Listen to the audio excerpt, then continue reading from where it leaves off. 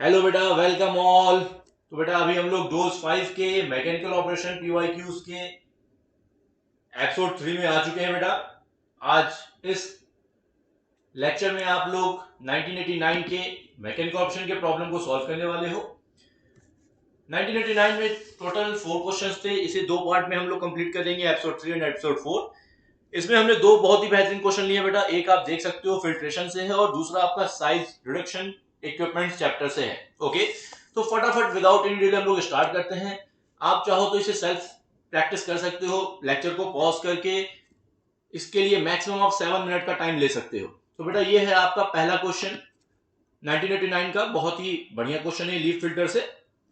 और leaf filter filtering a slurry gave a total of 8 meter cube filtrate in 30 minute. Okay बेटा, इसका मतलब यहां पे आपसे कह रहा है कि t इक्वल्स टू 30 मिनट में, ध्यान से सुनेंगे बेटा, t इक्वल्स टू 30 मिनट में आपको जो टोटल अमाउंट ऑफ फिल्ट्रेट मिल रहा है, वॉल्यूम, वो मिल रहा है 8 meter cube. Okay, filtration was continued till 11.3 meter cube of filtrate was collected. इसका मतलब है कि हम 30 मिनट पे रुक नहीं रहे हैं, फिल्ट्रेशन हमारा कंटिन्यू है। कब तक कंटिन्यू है? तब तक जब तक कि हमें टोटल V जो हमारा है फाइनल, टोटल V फाइनल हमें नहीं मिल जाता है 11.3 meter cube. Okay, estimate the washing time in minute. अब यहां पूछ रहा है आपसे बेटा कि वॉशिंग टाइम मिनट में बताइए। If 11.3 meter cube of wash water are used, इसका मतलब हमने अगर वॉश वाटर यूज किया है, कितना वॉश वाटर यूज्ड, हमने टोटल वॉश वाटर यूज किया है कितना बेटा?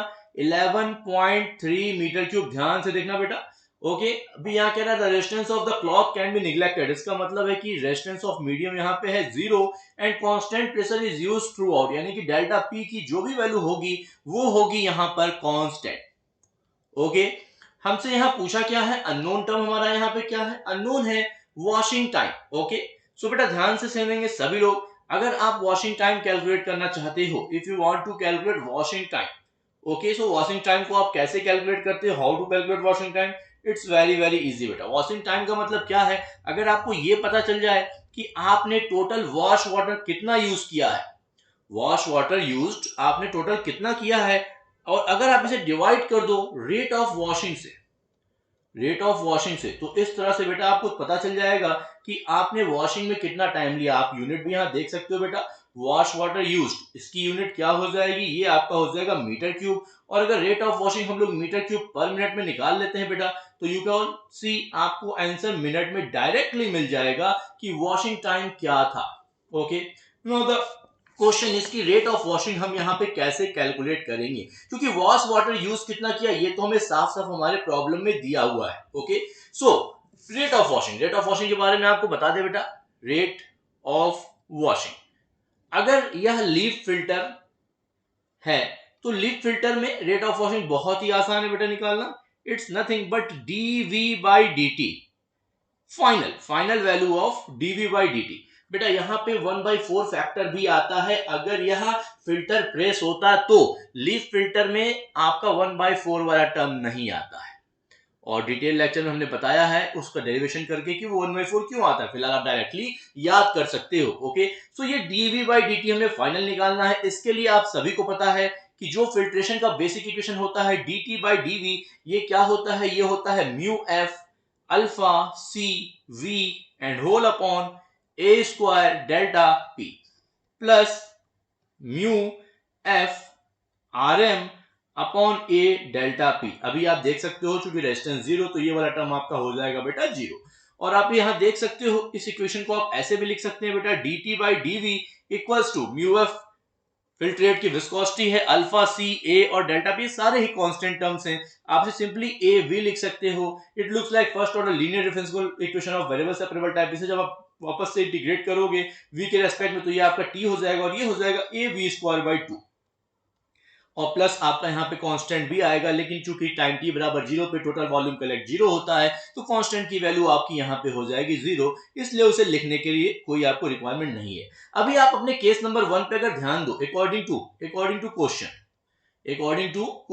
ओके, आपको पता है कि t इक्वल्स टू अगर 30 मिनट आप रखते हो सो आपका जो टोटल वॉल्यूम कलेक्ट होगा वो केवल होगा 8 मीटर क्यूब। अभी यहाँ देख सकते हो इस इक्वेशन में अगर हम लोग पुट कर दें तो ये 30 equals to A 8 square by 2 हो जाएगा बेटा। और इस प्रकार यहाँ पे आप लोग इसे बहुत आसानी से सॉल्व कर सकते हो। सॉल्व करने के बाद ए की वैल्यू आपको मिलेगी 0.9375। आप खुद कैलकुलेट करके जरूर देखना इसे, ठीक है। नाउ ए आपको जैसे ही मिल गया, हमें क्या चाहिए था, हमें चाहिए था dv बाई dt की value, final rate of filtration dv by dt हमें चाहिए था ये इसकी फाइनल वैल्यू। तो इसकी फाइनल वैल्यू क्या हो जाएगी, क्योंकि dt बाई dv जो था, पीछे आप ध्यान से देखो, यहाँ देखो ये जो dt बाई dv था ये क्या था, dt बाई dv av था। आप अगर इसको ऐसे लिखना चाहो dv बाई dt के फॉर्म में, तो dv बाई dt क्या लिख सकते हो बेटा, ये आसानी से लिख सकते हो 1 अपॉन av, 1 अपॉन av, यानी कि यहाँ dv बाई dt के प्लेस पे आप लिख सकते हो 1 अपॉन av, और v कौन सा बेटा, फाइनल जो टोटल आपको मिला था। तो 1 अपॉन a की वैल्यू यहाँ पुट कर देंगे आप लोग 0.9375, और vf टोटल वॉल्यूम आपका कितना फिल्ट्रेट का कलेक्ट हुआ था 11.3 मीटर क्यूब। इस तरह से आपको ये मिल जाएगा आफ्टर कैलकुलेशन, ये आ जाएगा बेटा 0.0944 मीटर क्यूब पर मिनट।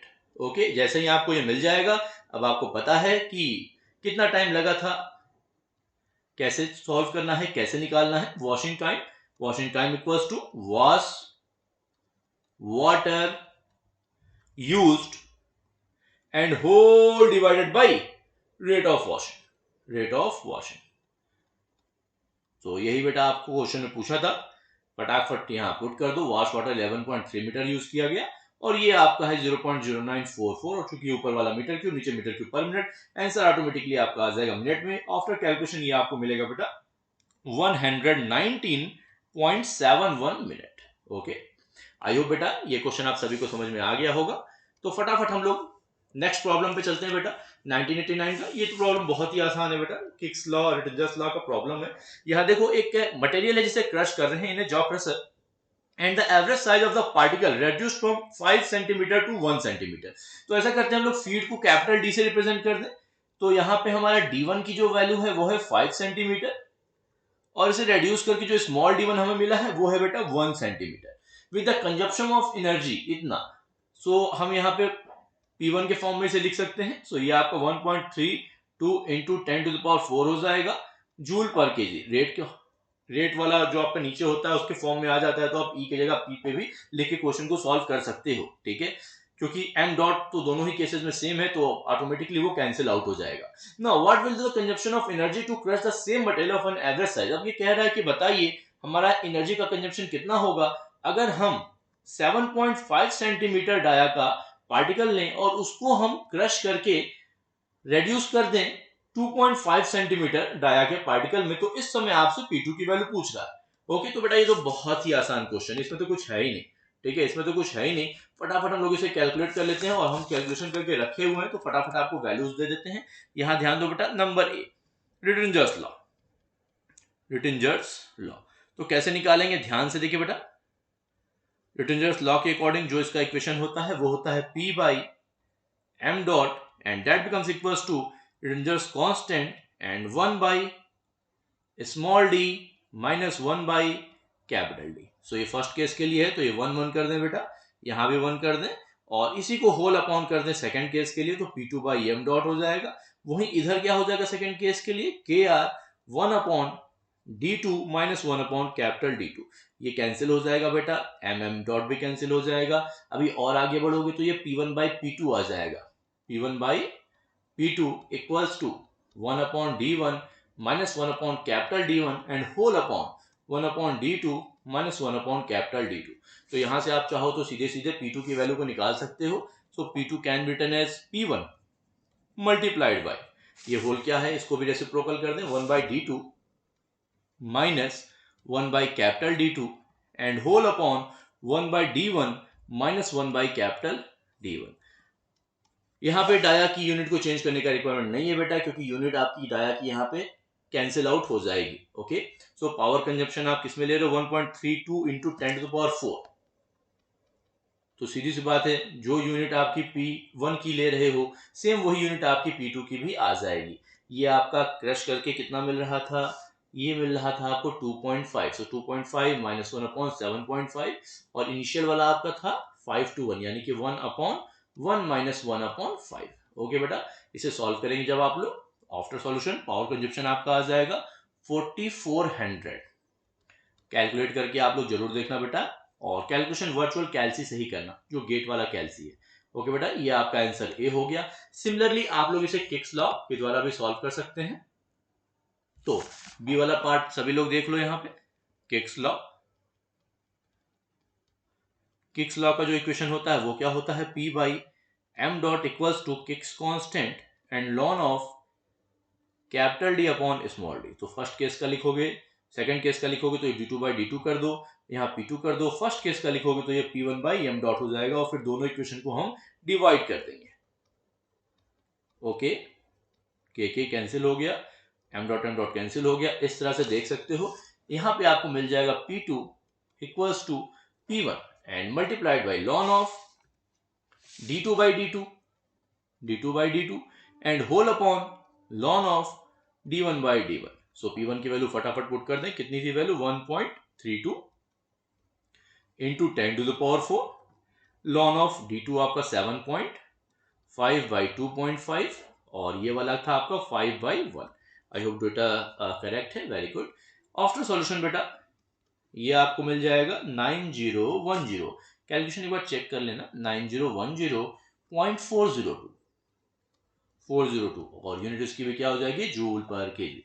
सो बेटा ये आपका हो गया आंसर भी। आई होप बेटा आपने इस लेक्चर को बहुत एंजॉय किया होगा। तो बेटा एपिसोड नंबर 3 में इतना ही। अब आपसे वापस से मिलेंगे हम 1989 के सेकंड पार्ट के साथ एपिसोड 4 में। ऑल द बेस्ट बेटा, take care and don't forget to like share comment and channel को सब्सक्राइब करना बिल्कुल मत भूलना बेटा।